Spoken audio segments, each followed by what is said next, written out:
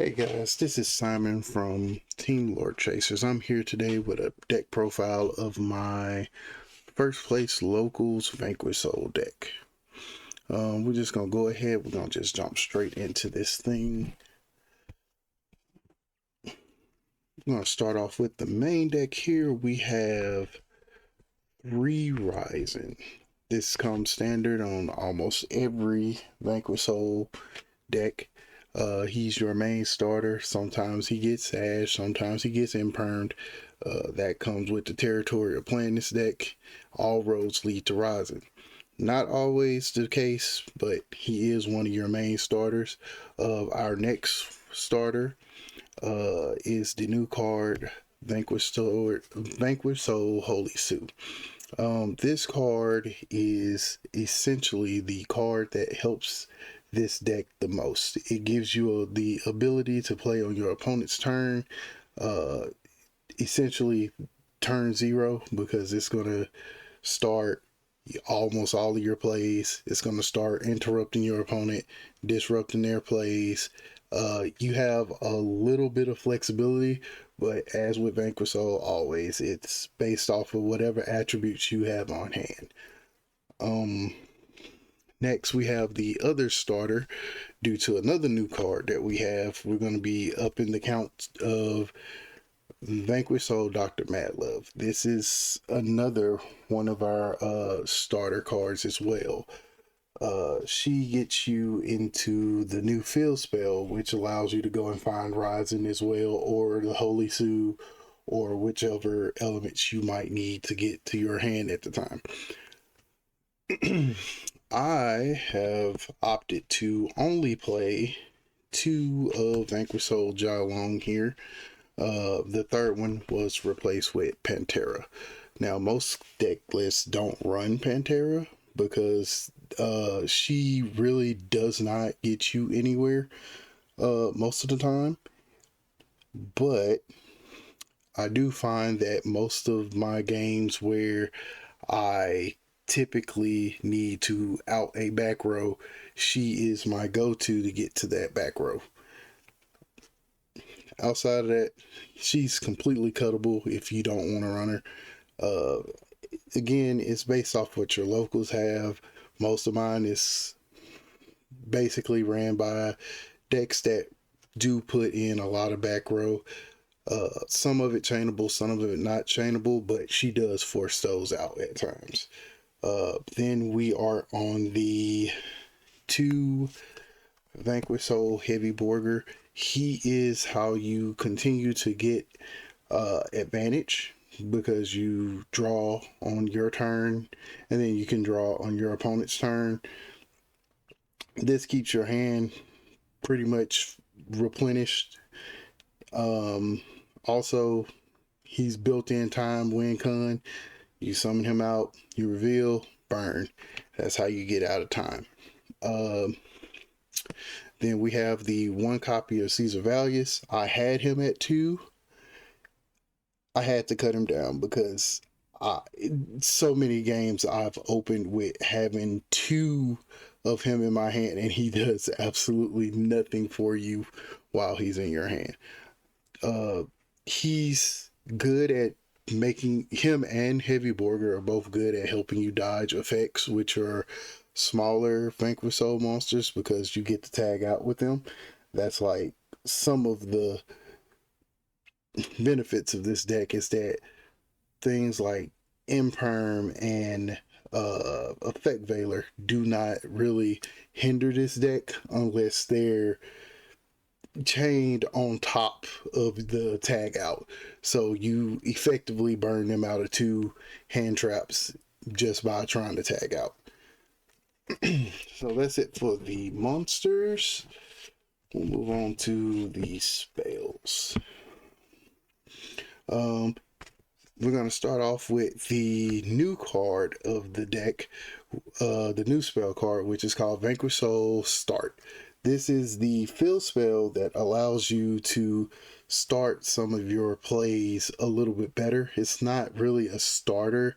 It's more like a I guess you want to say a 2-card combo, because it's essentially you have to already control a Vanquish Soul monster in order to get value out of the field spell.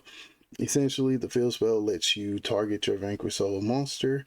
You get to add one from deck to hand that has a different attribute of the one that you targeted on the field, and that's pretty much it. Also, it protects your Vanquish Souls. Let me make sure before, so I'm not telling no lies here.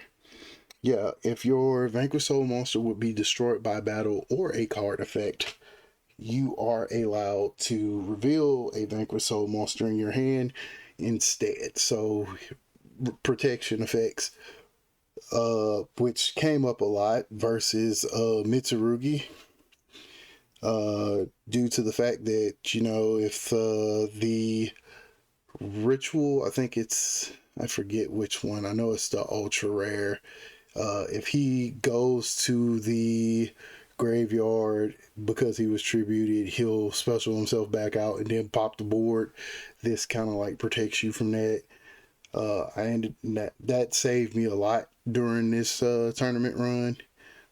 Then the last effect is also pretty good. Once you get established 2 Vanquish Soul monsters on your side of the field, at the end of the turn, you are allowed to place on your side of the field one of the Vanquish Soul trap cards.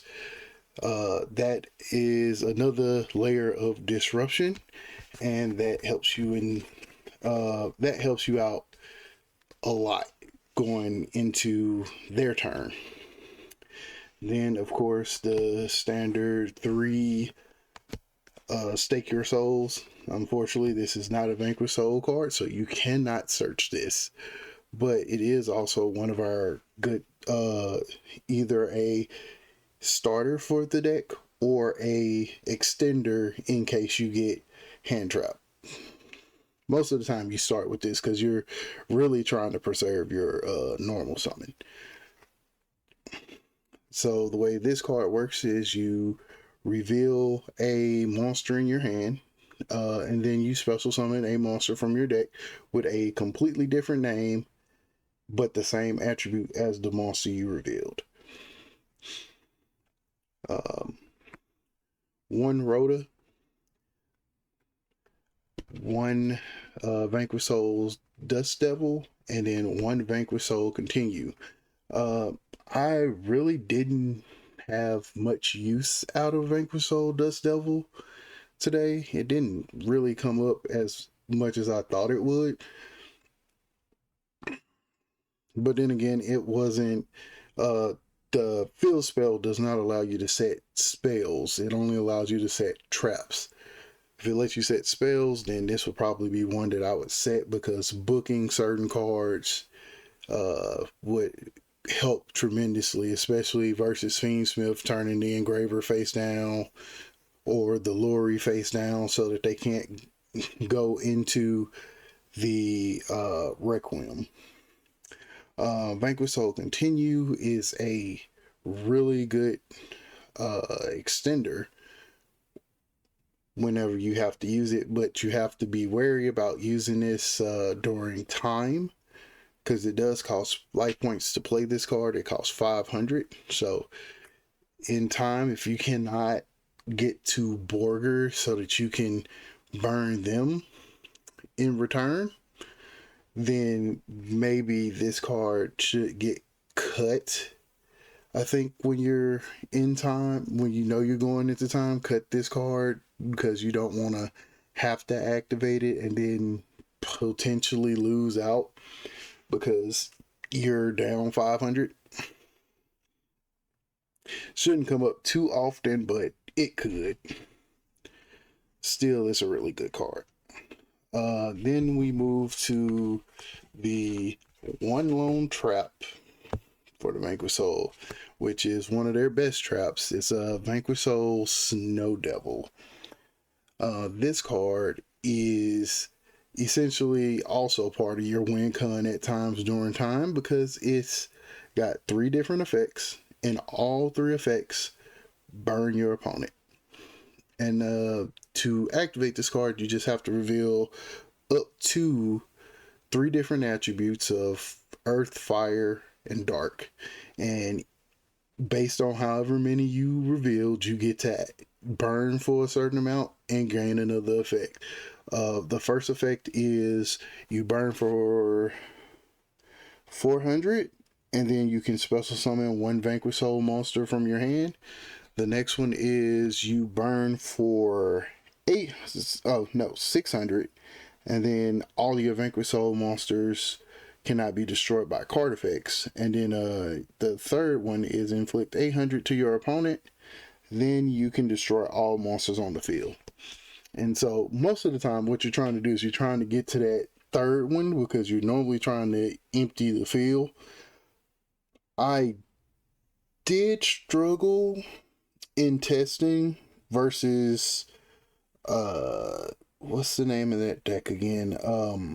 Fire Kings, because you know they love getting blown up. So that is, I have to remember that is a real deck at times.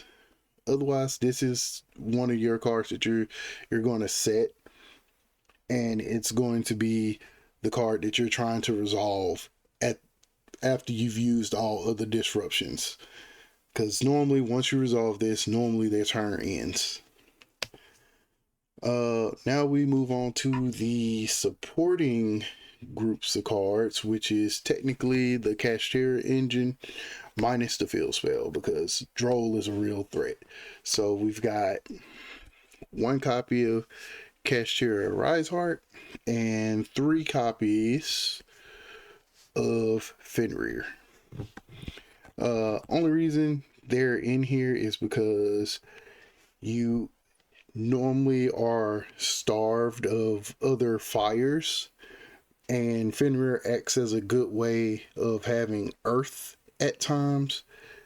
And if you can manage to keep a Fenrir on board, you can always have a fire and a earth in your hand, because after turn 3, if he's still there, you just go grab the other Fenrir, and now you're going to constantly have a fire and an earth in your hand.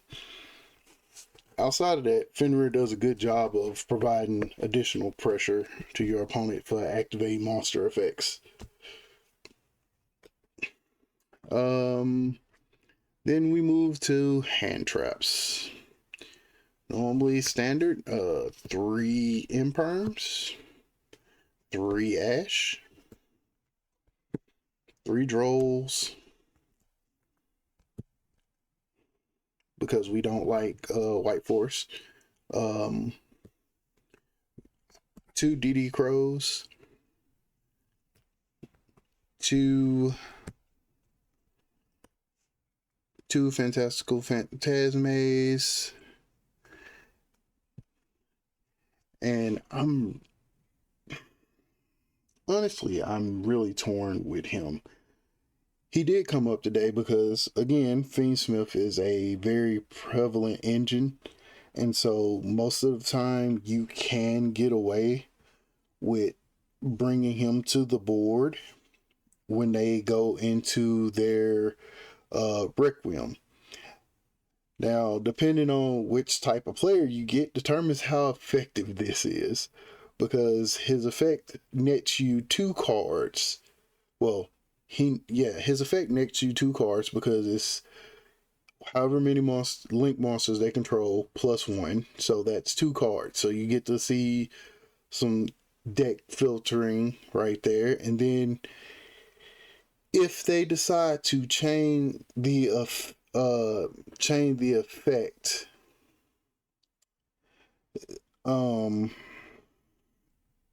to him summoning,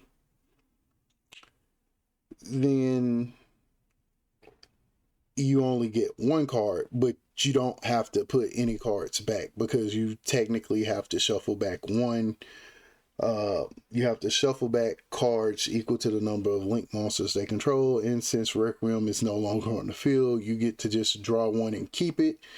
But I do like if they don't chain his effect, because then I get to draw 2 and then put back 1, so it filters. Also, he tends to conflict a lot, especially if you're trying to hold on to imperm. So most of the time, if I summon him, I'm normally shuffling back the imperm because at that point it's turned off, so it's dead in my hand.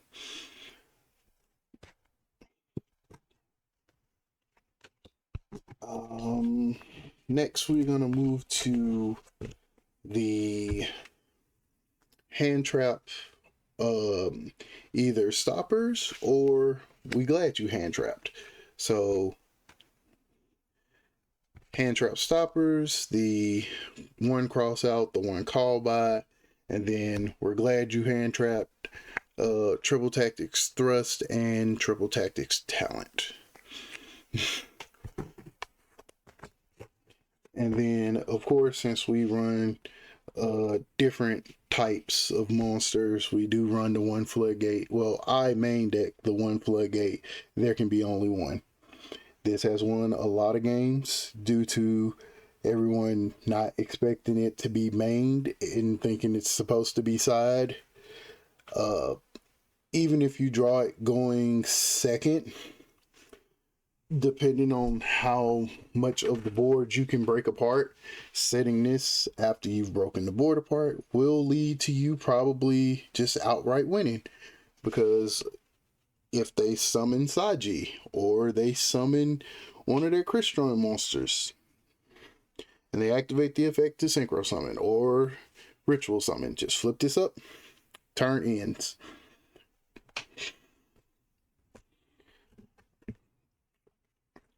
Now we'll move on to the extra deck, and most of the time gonna be and did not organize this beforehand. We have 3 Rock of the Vanquisher. This card is good but bad in my opinion. So it's good in the fact that it only takes any of your Vanquish Soul monsters to make. And then it immediately means that you either get to summon one from your hand or you get to add the one that you just used to bake it back to your hand. The main problem with it is its name. It's not a Vanquish Soul monster. So you can't use any of your tag in people to come out and get onto the field. This is where Holy Sue comes in. Holy Sue is what helps you out with most of that, most of the problem, because he's not a Vanquish Soul monster. Now, they did amazingly give us a new monster by the name of Vanquish Soul Rocks, who happens to be our new extra deck monster, who we technically could make with Rock of the Vanquisher, except they've tied a condition to it, which if you go first, that condition is what keeps you from making it. You have to have attacked with you had to have battled with a Vanquish Soul monster. And if you do battle with a Vanquish Soul monster that turn, in main phase 2, you can use Rock to make this, because while Rock does say it cannot be used as link material, it can be used as exceed material. But most of the time you will not be going into this card as much as you think, well, as much as you would have thought you were going to go into him, because I haven't gone into him. I think I went into him maybe twice today, and that was essentially just to and it wasn't even using him. It was, I went into him using the 2 level 4 Vanquish Soul monsters. I think it was Pantera and Mad Love, just so I could attack with him and make Zeus. I think that was the only time I went into him. After that, he was I forgot about him. Next we have some of our other Xyz monsters. We have Battling Boxer King Dempsey, most of the time just to go get Rising for follow-up if we have a little abundance of level 4s on the board, so we can clear up some space, because that does become an issue eventually.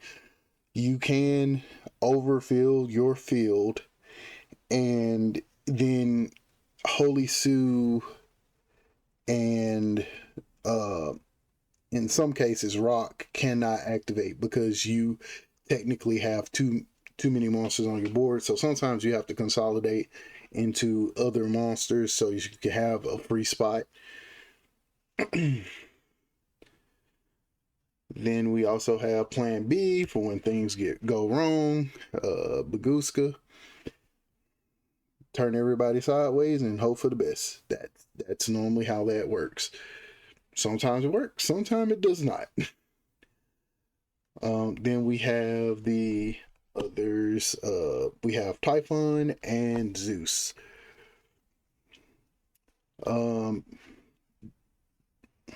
Typhon, sometimes he works, but with the way that the new decks play now, Typhon is not as great as he should be.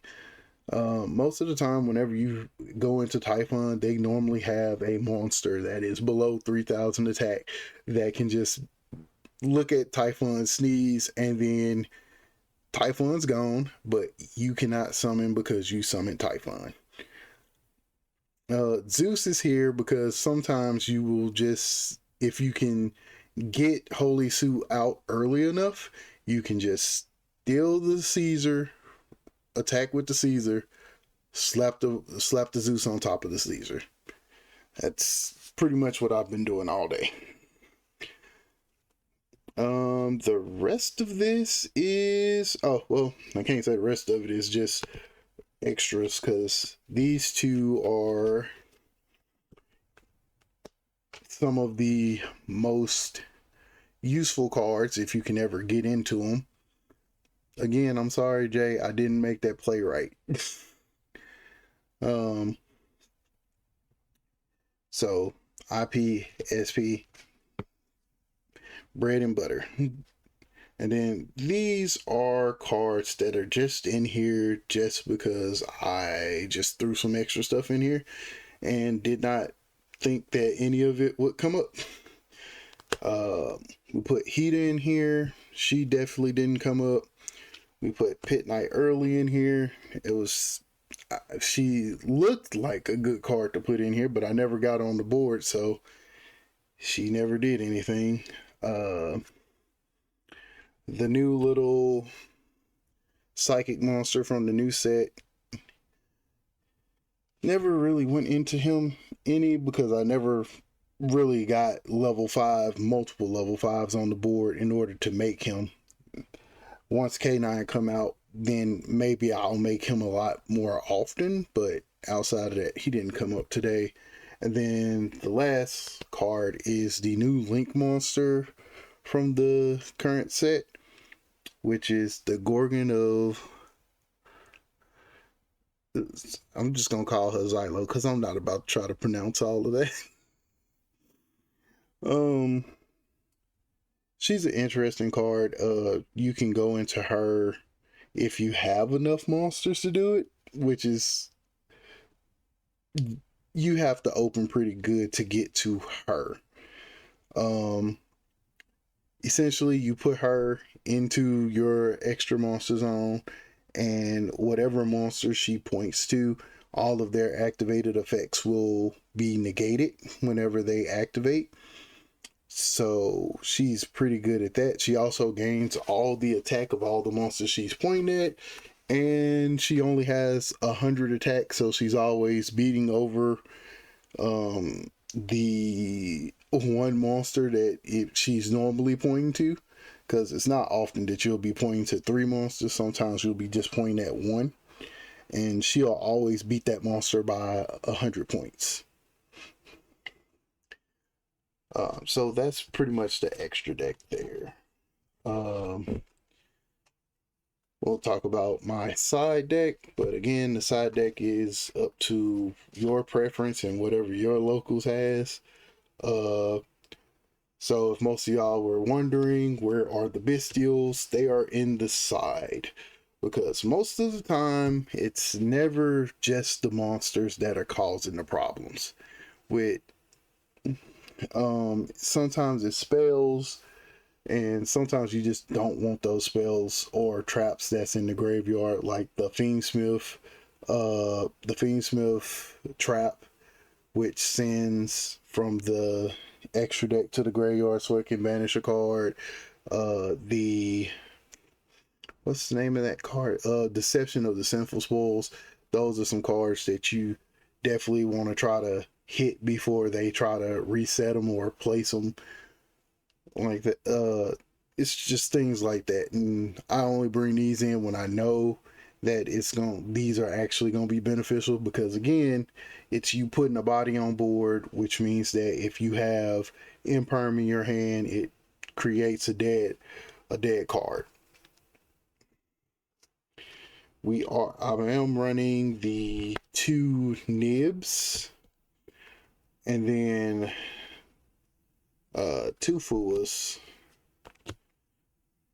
because most people run Fua inside their main deck. I tried running him inside my main deck, but him and Droll constantly being in my hand and not being the right attributes tends to conflict, especially if you went first. So this is legitimately one of the times where I'm just like, you know what? I'm just going to put it in the side. And then if I know I'm going second, then it goes in. Outside of that, I cannot have it and Droll in my deck at the same time, because for some odd reason, they are tied at the hip. We also have the 1 copy of D-Shifter, because forget White Force. White Force do too much. We have the 1 copy of Lancia,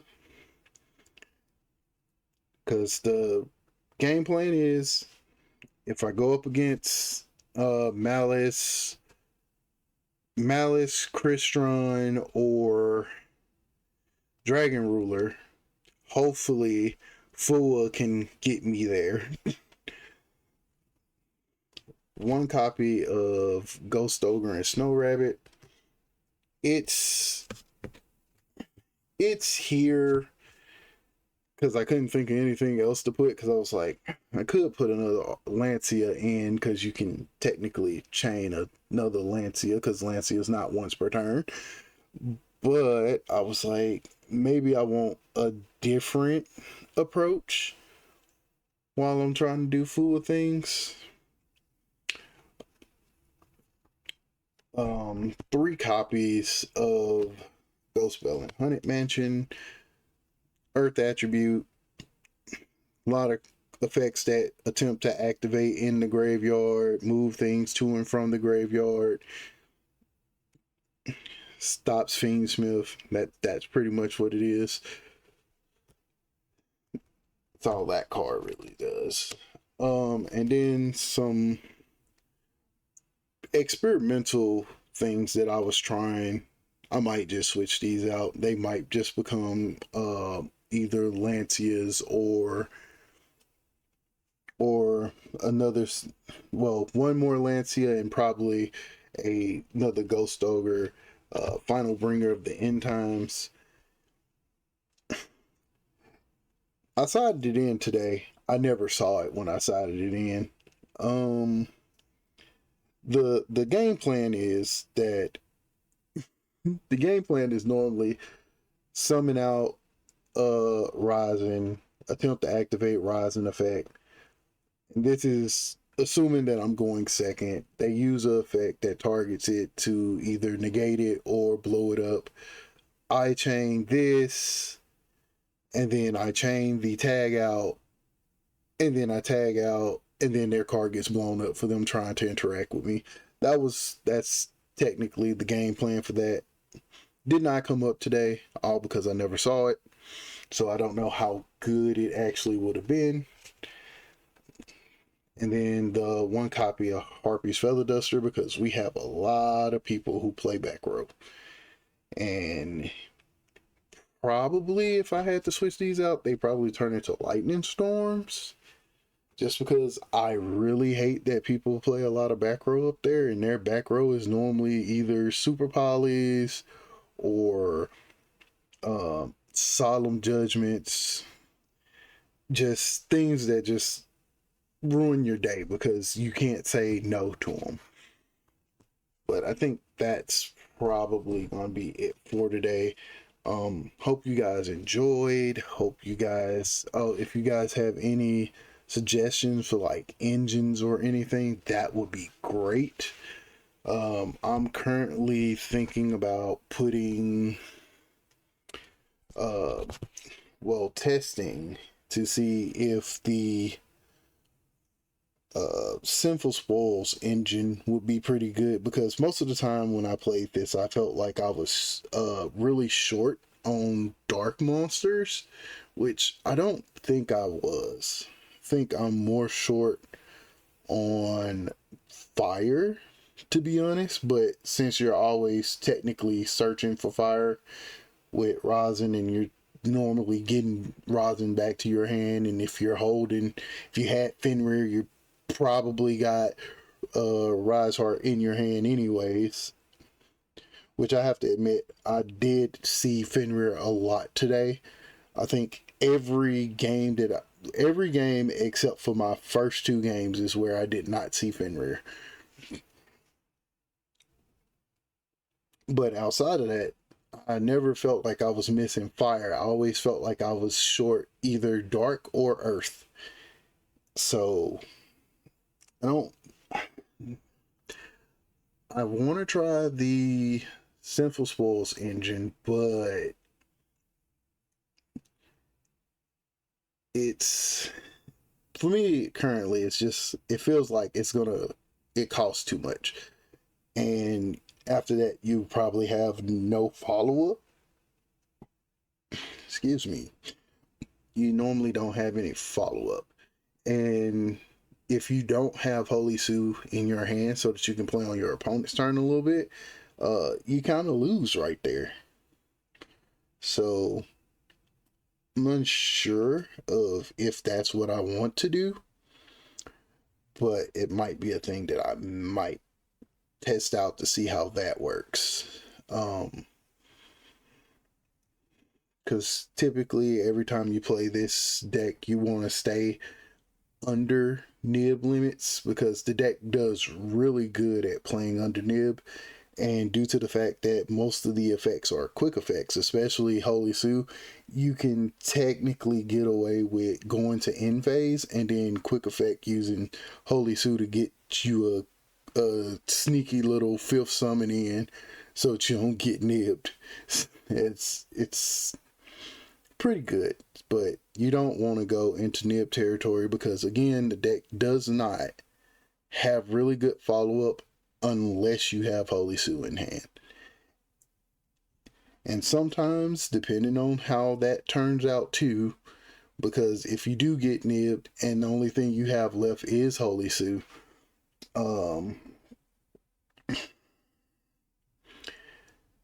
if you summon out Holy Sue, you have to hope that you have all of the other attributes so that you can special summon, and then if the field spell is on there, then you can get the trap. But at that point, you're kind of short one, which most of the time is you're going to be missing the earth, so you don't get the pop or blow up the field. So that's also a thing that happens. So I'm gonna end this video before I start rambling on about hypotheticals and things of that nature. This is Simon for Team Lore Chasers signing out.